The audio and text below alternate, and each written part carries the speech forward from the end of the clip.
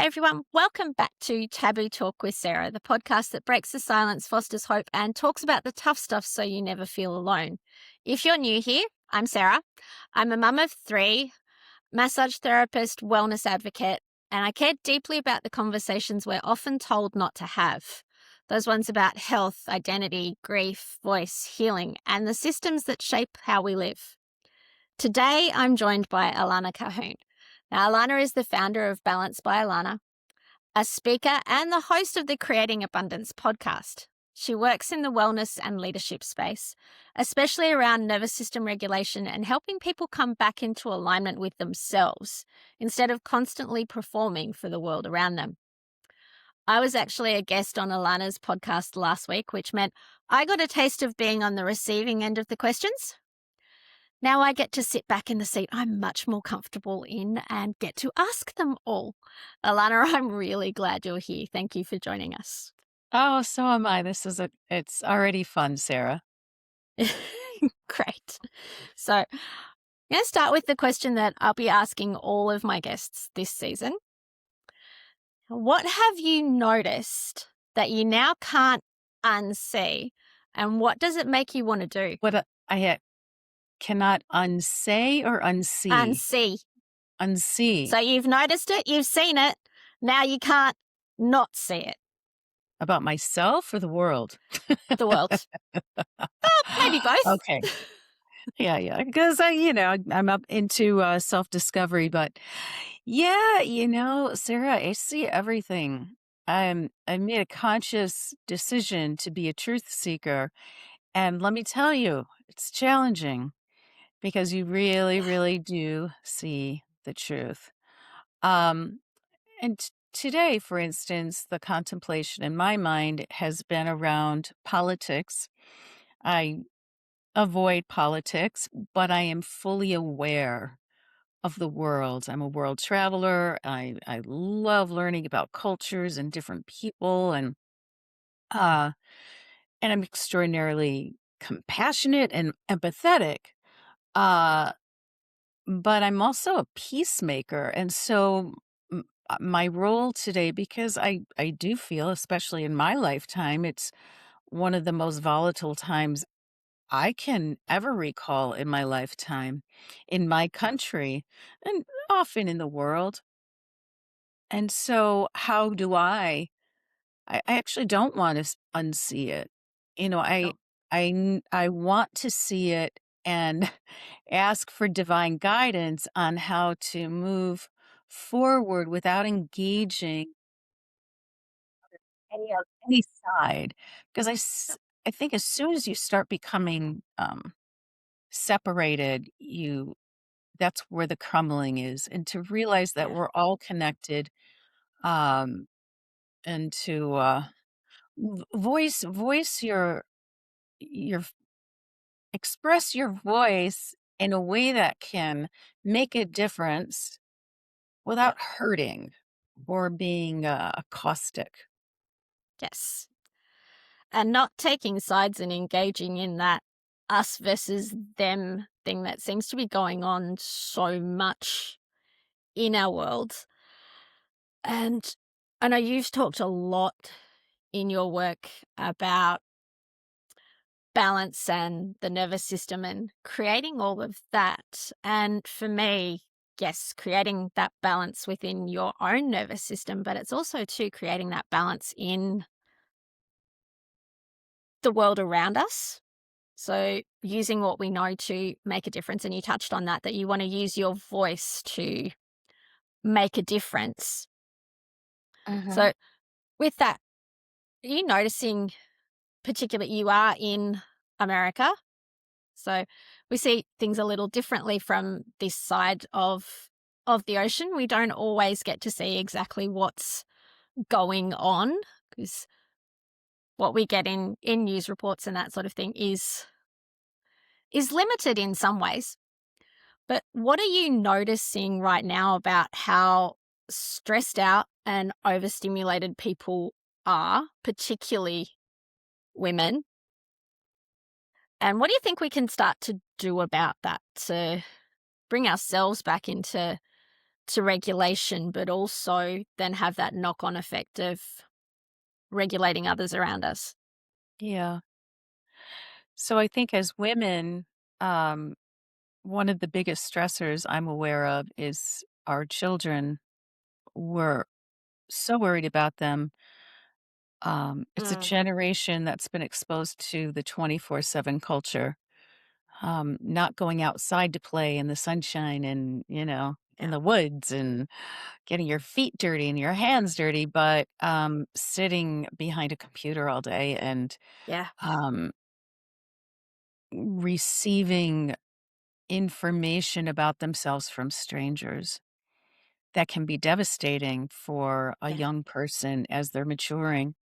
So that's something I see a lot of concern with parents and then regulating that.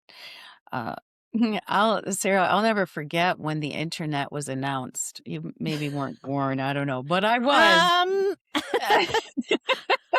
I think I'm the same age or slightly older than you, actually. Oh, I don't know. Well, all right. Well, we'll table that. But yes, I remember.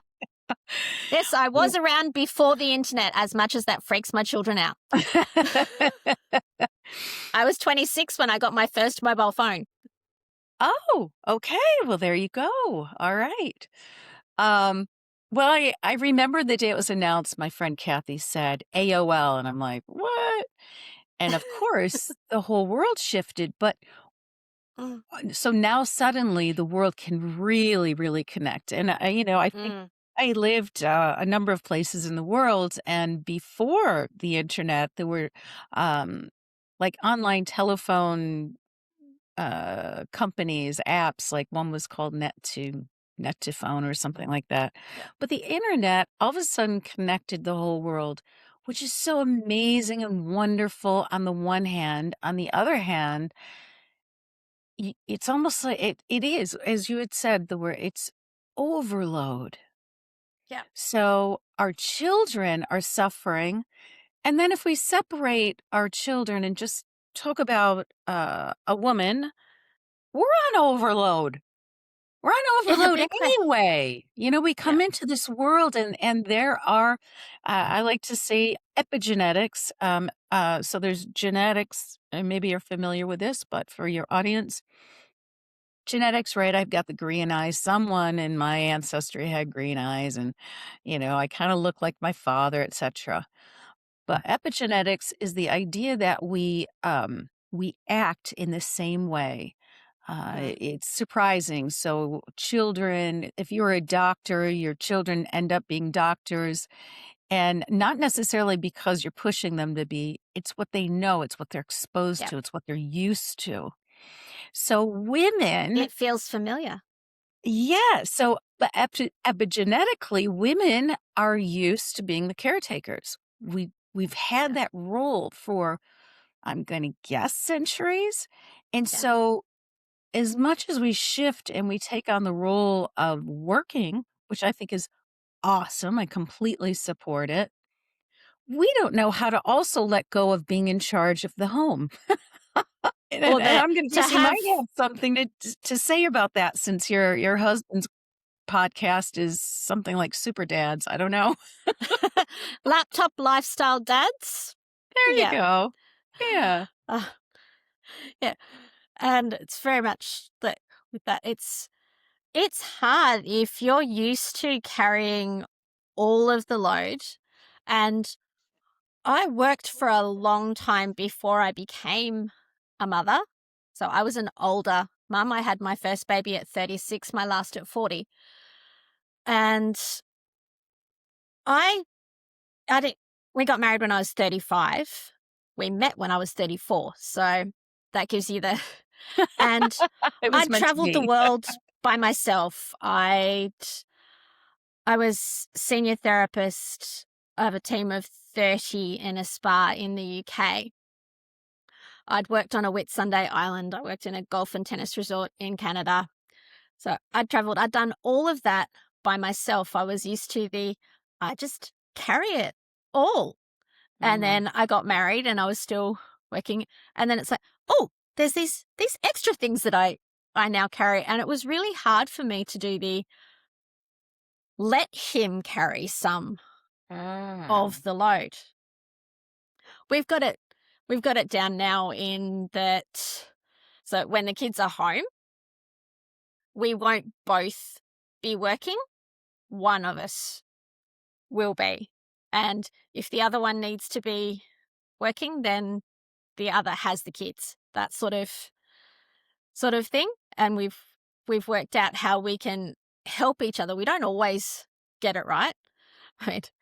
There are those days where it's like, yep, I'm carrying a bit more of the mental load than I really would like to be, but it's not all his fault. It's that because I've always done that, I just do it. And sometimes there's that thing of handing over control or handing over.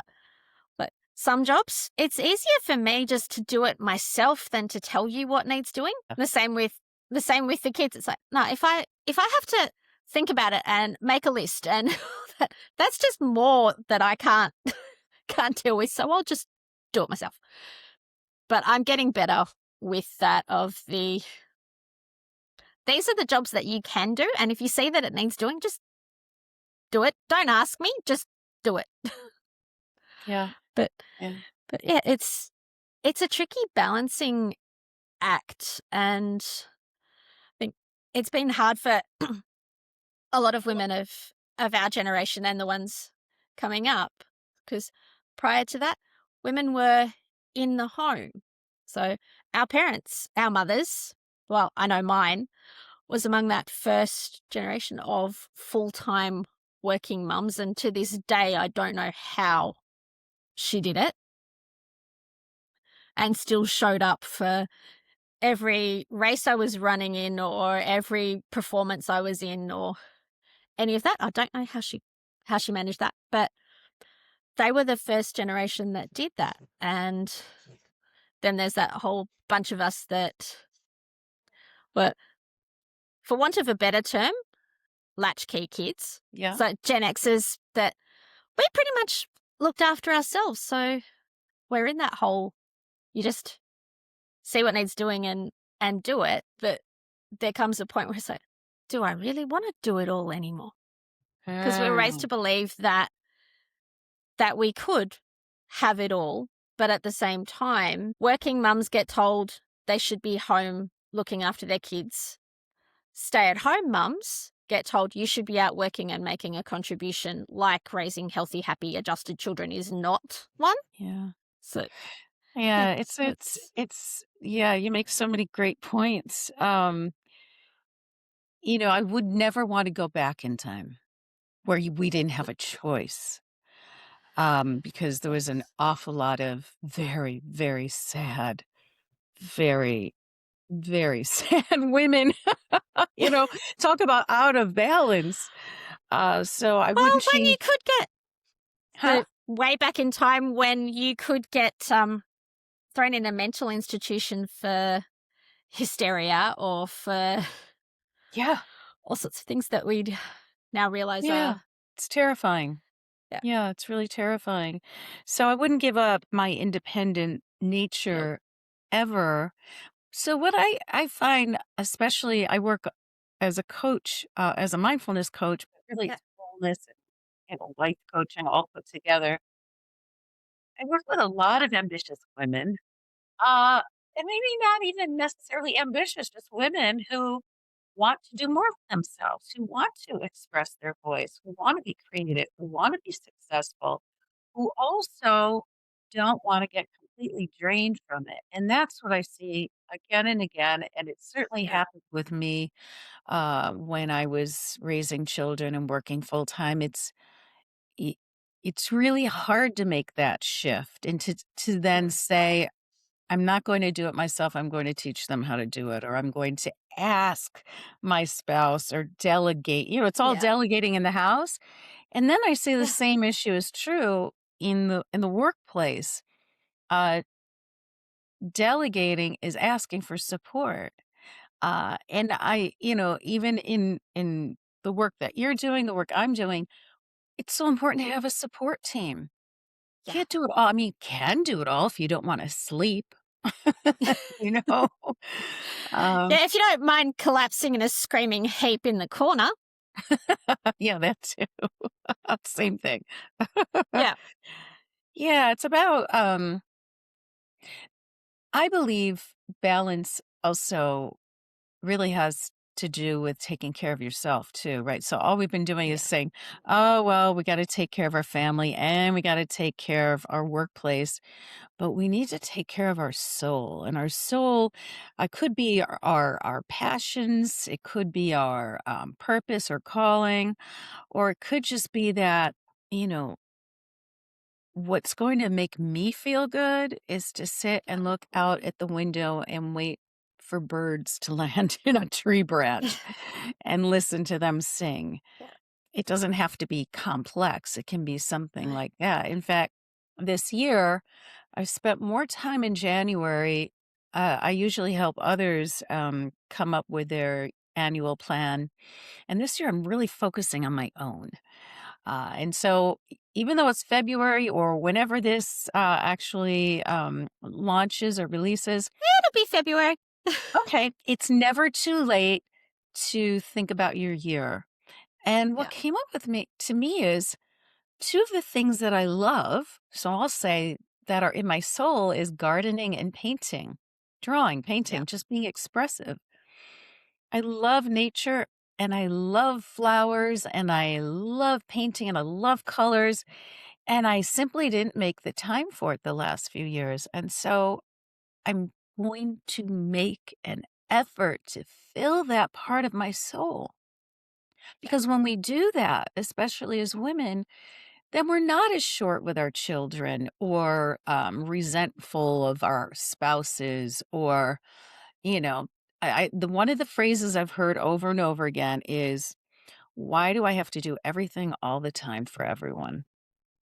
From Yeah. women. I've never heard a man say that. Nothing against men. I love men, but that is not their problem. They are wonderful creatures, but that's definitely not something I've heard come out of their mouths either. And I live with four of them. Oh, I have three young boys, and so yeah, I've not heard that come out of their mouths either. yeah. Yeah. Yeah. Yeah. Um, Yes. So you touched on it a little bit, and I think that's where we're heading. There's so often that we're living from that space of what everyone needs from me, what everyone expects from me, that we get out of alignment with ourselves. We don't do those things that top up our cup. So for you, I know you recognized it in yourself. You said, I haven't been doing those things. mhm. And it's interesting when we do those things, we're better able to do the stuff for everyone else because we're not running on empty. We're living in alignment with who we are and what's important to us, what fills us up. And then we pour from that out into the world. So, how do you, in your work, help somebody recognize that difference between who they really are at their essence, at that soul level, and who they've learned to be for everyone else around them? I like to guide people to access their inner wisdom. And the inner wisdom is right here in the center of your chest. This is considered your heart chakra, your heart center, your seat of loving compassion.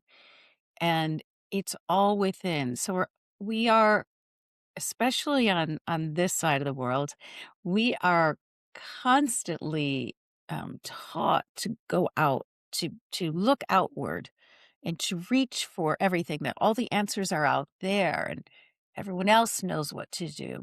But the reality is all of the answers are right here, the wisdom of your own self, your own nature. And certainly you can get all kinds of information and knowledge outside to guide you. But if you want to understand yourself, It's here. And so, how do you tune in? I meditate. I teach people how to meditate. There are so many variations of meditation. Um, and a very old image of meditation is some guy sitting on top of a mountain, not wearing a whole lot, very skinny. Okay. That's not me. See? I am not that at all. Meditating is the form of contemplation where you quiet the mind and you're aware of the thoughts that are taking over your mind. And it's often a lot of it is the to-dos or the things I did in the past that I wish hadn't happened, the things I wish for the future, where the wisdom, the point of wisdom is coming into the present moment. And so really that in its truest form, meditation and mindfulness is about being here in the present moment, listening to the sounds all around you, seeing the birds if they land, knowing how you feel, being fully in your body, being Yeah. aware that your lower left hip is aching, not being angry about it. So it's not resisting something or trying to fix something, but being aware of it and then shifting. So Yeah. to quiet the mind, it can be as short as 1 minute. And I will be releasing a book very soon, and it's called Yay! Creating Abundance. Access your inner wisdom to manifest radiant health, wealth, and happiness.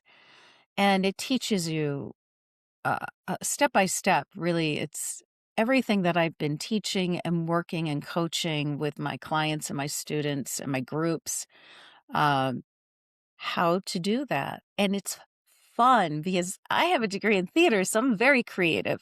And I love to make things fun. Life doesn't have to be hard. No. There will always be suffering. I believe that. I believe that is the nature of life, but there can always be love and fun. And so to Yeah. bring that into balance, knowing even if today's a bad day, it's okay because there's Yeah. always tomorrow. There is. And the episode that'll go live the week before this one. So talk a little bit about that, about how even through the hardest experiences, there will be joy. Sometimes we just have to look a little bit harder to find that, but it will be there. And it's through those hard experiences and finding the good moments in them. That's how we grow. It is.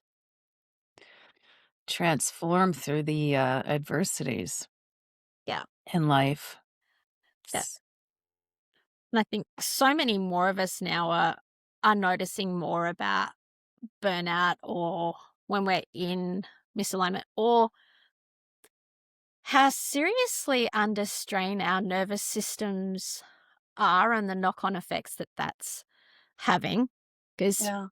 so many of us now are living in what I term chronic fight and flight, in that the nervous system responds to a psychological or emotional threat exactly the same way as it does to a physical one. It can't tell the difference between there's a saber-toothed tiger that wants to eat me and my boss wants that report on his desk 10 minutes ago and I've still got 20 minutes of writing to do. The nervous system just gets the danger, danger.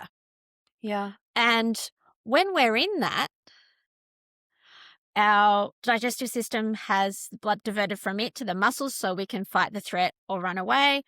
Our body holds on to all of its resources so that it can use them if it needs to later. Um, when we're not getting into that rest and repair state, our system ends up overloaded with stress hormones that then causes a whole lot of other problems as well.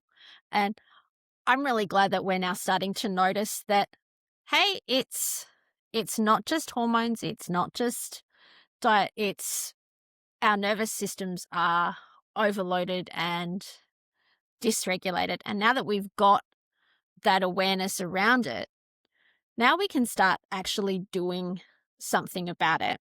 So, for you, with all of your knowledge in this area, what do you think would be one practical shift our listeners could make this week to help them move from that chronic overload back into alignment with themselves and what really matters?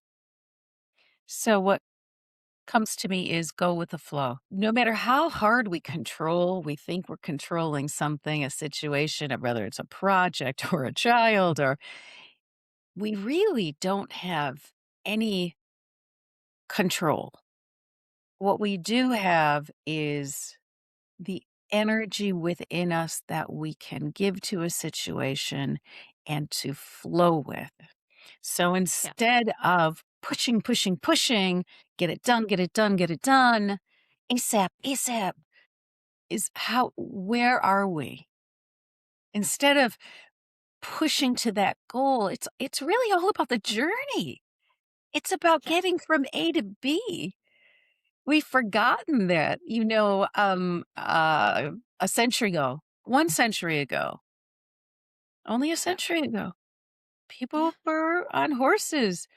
People weren't flying across the world in a day. That took 2 months on a ship Yeah. if you were lucky to get across. There were so Yeah. many things that we think need to be done immediately, and they don't, and they don't. So, Yeah. checking in with your day, and actually a beautiful way to start a day is with your morning intention. Always start with gratitude. Thank you. I'm alive. This is beautiful. Thank you for the home I have, whatever that home is. Even if you're living in a tent, an apartment, or a grand mansion, offer gratitude. You're being protected. Wherever you Yeah. are in life, see something of value that either you've created or the environment, the universe has brought to you. So gratitude is huge. Set your intention for how you plan to go about the day. Today, I plan to go with the flow. What does that mean? Yeah. Well, as you start getting stressed, oh my God, I gotta get this done. You Take a deep pause, breath. right? Take a breath. Take a breath. Relax. I have a 1 minute exercise. Well, see, I just gave it away. It's called the 10 count exercise, and it only Yeah. takes a minute or less to do. And it can bring you right into the present moment and help to ground you. Really, it's about grounding. Grounding is being present. It's not about the boss getting ticked off, or it's not about the child falling off the bike, and it's not about you doing the best as a superwoman. It's about Yes. doing your best and taking care of yourself. So self-care is huge. Just as we said before, do something, fit something in at least once a week, if not a whole lot more, that's only for you. Friday, I'm going to get a massage with Sarah. Next week, I'm going to get a coaching session with Alana. Take Yeah. care of you, because Yeah. if all you're doing is giving, whether that's to others or to your work projects or to your house projects or your community, you will get spent. And Yeah. then you get sick, and then you can't do anything. And what good is that? Nothing. Yes. If you don't make time for your wellness, you will have to make time for your illness.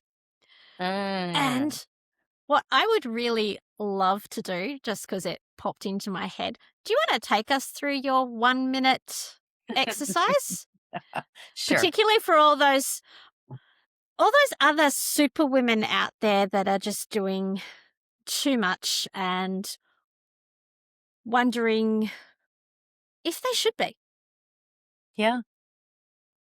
Yeah, I love it. Um, It's the 10 count exercise.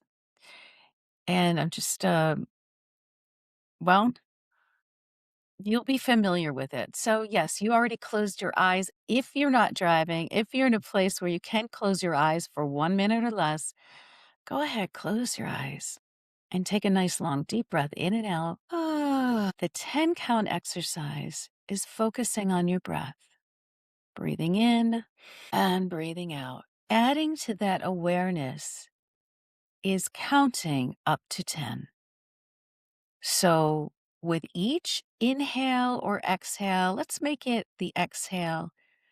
That's the number. So, take a nice deep breath in and one exhale. Another deep breath in, two. Exhale. Full breath in with three. Exhale. Continuing, I'm counting for you. This is on four. As you exhale, you're releasing and letting go. And on five, you're really breathing in, filling your rib cage, exhaling all the way. Breathing in on six. Feel yourself relaxing. Breathing in on seven. Breathing in fresh, clean air. Exhaling, releasing any toxins. Breathing in on eight. Exhaling, dropping your shoulders, releasing your jaw. And one final breath in, exhaling. Oh, and if you're not doing anything, this could be a sleepy thing. But if you are in the moment of stress, and I do offer these suggestions in the book of how this simple exercise can help parents when their children are, you want to, While we or wouldn't ever really strangle them, sometimes there is that no, but we inclination. might think about it. And then also in a public place when you're not served, and then in the workplace. So it gives you Yeah. examples of how you can use it and how, especially in times of stress, those first 5 breaths, you're Sure. probably still really upset or stressed or worried.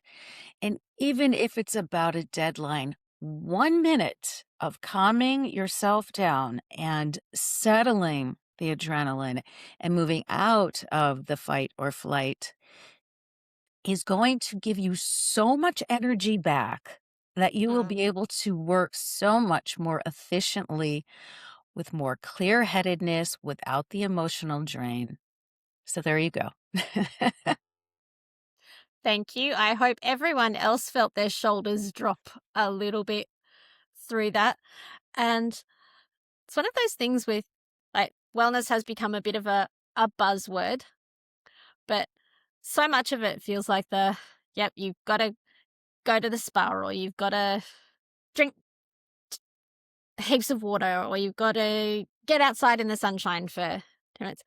So many of those more check boxes and tick off lists, but you've just shown us it doesn't have to be something. It can be just taking that minute to check in with yourself and calm yourself down, or taking that time through the week to do something that's just for you. Now, I tell people, and I think I might have even said it on your podcast, what's going to work for you and what's going to work for me may not be the same thing. So you said you love to paint and draw. I struggle to draw a straight line with a ruler. I'll be honest. But I do have a child who is an artist and he can create amazing things, and that's his happy place. I sing, and I have done my whole life, or I write, and that's how I get everything out. But also in recent years, partly I got the kids into it for the self-defense and discipline aspects of it. But then after a year or two of them going, "Mom, it's so much fun, come do it with us," I took up taekwondo. Bit Ooh. of a if you can't beat them, join them kind of thing. Mhm. And there's rules against beating them anyway, but um, I found it the best stress management technique for me because I do tend to, and a lot of us do, we hold it all in our bodies. We keep it all in, we push it all down, sometimes to the point that we know we're stressed and worried, but we haven't even got a clue what it's about anymore. And then that cork explodes at the worst possible moment.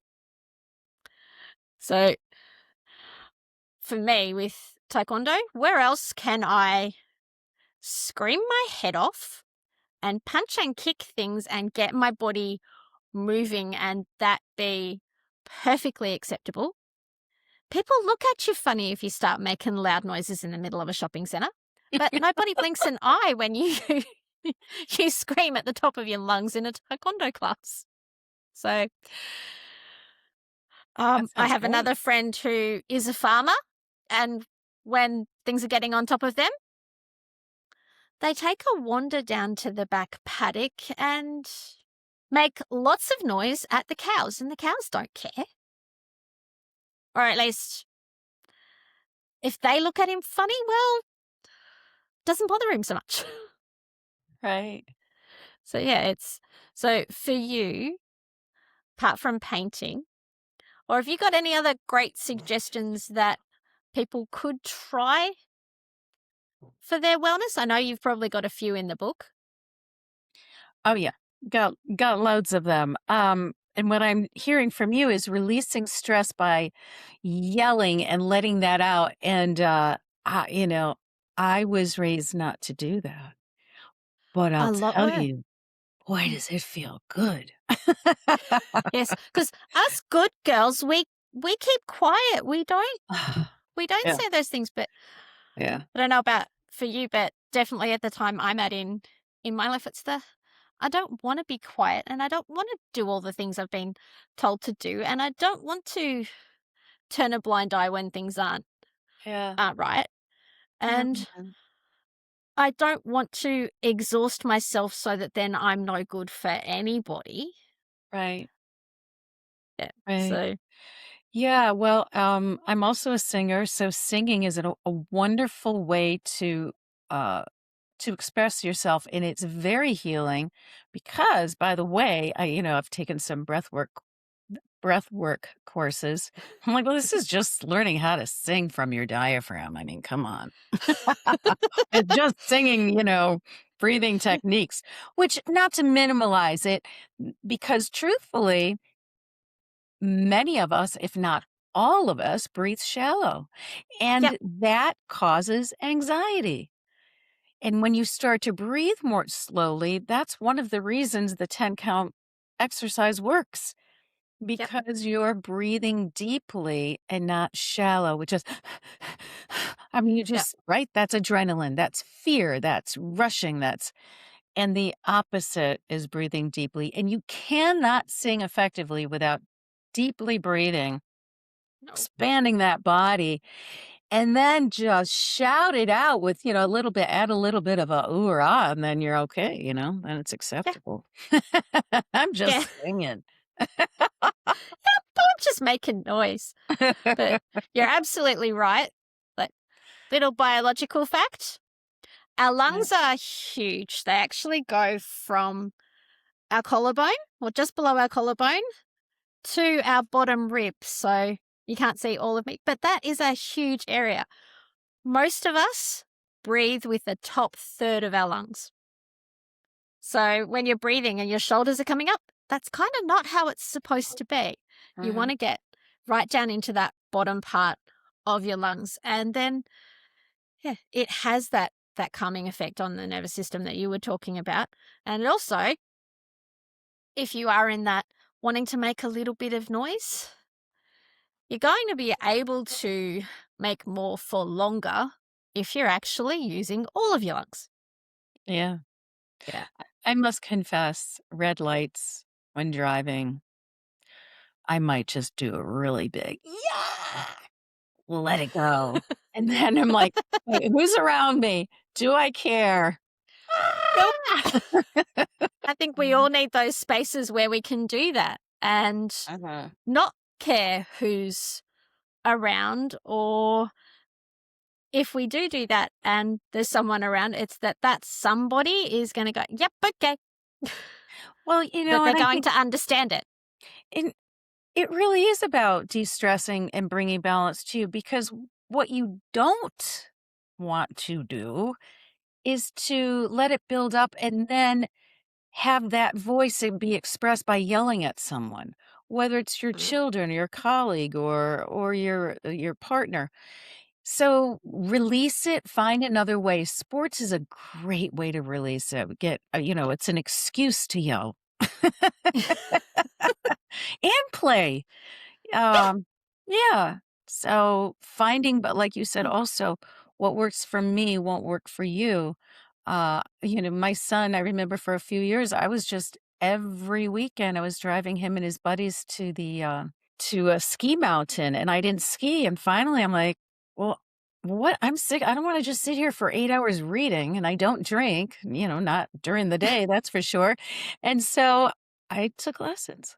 And I was much older, and I took lessons, and then I had fun, and it was like, just maybe like you with the taekwondo, it was like, wow, I wouldn't would say I pushed myself, but I did something I would not have done normally. It wasn't in my comfort zone, and yet I took that step forward. And it was wonderful. It made these extraordinarily long, cold winters in Rochester, New York, far more bearable. So try new I think, things. yeah, Yeah. and find the fun in the challenge. Find the fun. So Hmm. you could have continued to sit there and be miserable. Yeah. You could have taken up day drinking. Not that I would advise that. That's true. But instead, you went, I'm actually going to see if I can figure out what they're all on about and find the fun in it for yourself. And I think that is a great note to start wrapping things up. I did have one more little question I wanted to ask you, and that's about your podcast. So you have podcast, you speak publicly, you're in a leadership space. Uh-huh. What's using your voice required of you? Has there ever been times where there's been friction around that, whether within yourself or from outside? With using my voice. Yeah. Um, so I started singing when I was very young, like, I don't know, 6 years old, and I started competing, and so I'm so used to singing in the public, and then I became a recording artist in New York, and that was years ago. Um, Yep. and so I've heard my voice so many times that it doesn't freak me out anymore. Of course, the first year, so I'm like, "Oh my god, it's my voice, that's horrible." Yeah. But even and now today, still even the Zoom calls or these, all the videos, just like, "Oh my god, that's my face. Everybody's gotta look at me." So We're so hard on ourselves. we are very hard on ourselves. And, as I'm saying that, do I ever look around and do that to anybody? I'm not criticizing anybody else, only ourselves. We're only criticizing ourselves. But vocally, Yeah. I have a lot of experience. So, um, when I was asked by my coach, Michael Silvers, or I wasn't asked, I was highly coached to start a podcast. I was just like, what? He's good at that. Yeah, he is very good at that. And now, like you, I'm part of the Los Angeles Tribune's podcast network, and it's easy and I love it. And I just, it's like what I've done my whole life, coaching, whether I've been working with entrepreneurs or women like you, interviewing, understanding, that people's journeys might be different, but there's so much similar. And so I'm quite comfortable doing this, especially one on one or on a big stage. Where it gets really hard is like being really close to a big group. I've had to do that before, and that's a little bit hard. So practice. You just keep doing it, and then you just don't even think about it. Yes. And for this podcaster, I'm still relatively new in that space. But it's like, I remember the first time I actually watched an episode back, and it was oh my God, do I really sound like that? Because you sound different in your own head to what you do on audio. But eventually you do get used to hearing it and you stop holding back and just let it flow. So Yeah, and then I think more words of wisdom, don't judge yourself. There's plenty of people who will do that for you. Just let it go. Ah, be yourself. Oh, which reminds me, the company I love that you said Balance by Alana.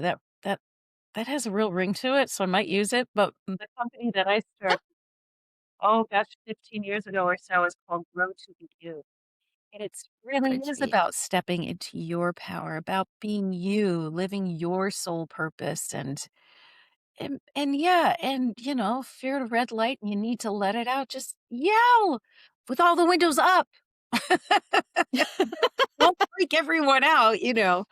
Um, but to be yourself, because that's why you're here, not to look and act like somebody else, but to be you. So I Yeah. love that you're doing Taboo Talk. Yes. Thank you so much for being here. I've had fun, and one of the reasons why I called it Taboo Talk, it gives me permission to talk about anything I want to. And as you It. said, just be yourself. And I think that's the perfect note to end this episode on, is the reminder to just be yourself. So to everyone listening, if something in this conversation has resonated with you, just sit with it for a little while and then maybe, just maybe, share it with somebody who you think needs reminding to be themselves, to shine their light, to make the world a little bit better.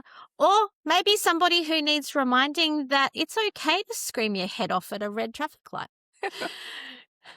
Because you don't have to fix everything overnight,